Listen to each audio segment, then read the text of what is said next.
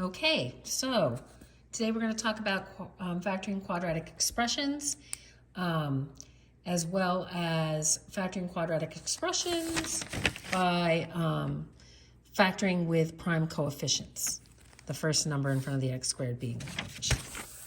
Okay, so you may end up with a problem that looks something like this. What you might notice, though, is that 6, 42, and 60 all have a common factor. I can factor a 6 from all of those. So if I factor 6 out of 6x squared, I'm left with x squared. If I factor a 6 out of negative 42, I get negative 7x. And if I factor a 6 out of 60, I get positive 10.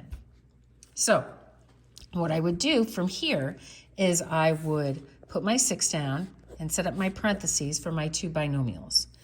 My square root of x squared is x.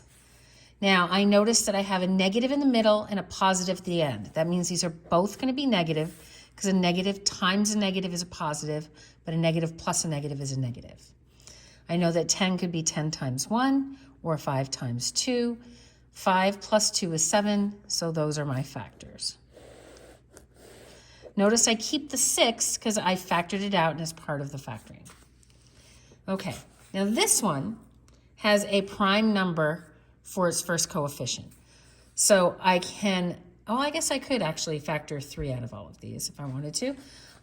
So I would take a 3 out and I'm left with x squared plus 6x minus 27. Because 3 times 6 is 18, 3 times 27 is 81. So I would do the same thing. 3, set up both my binomials, x squared, have x. This time, though, my last term is negative. I'm going to turn that so it's not quite so crooked, which means one of these is positive and one of these is negative. So for 27, I have 27 times 1, I have 9 times 3. Clearly, if I subtract 9 and 3, I'm going to get 6.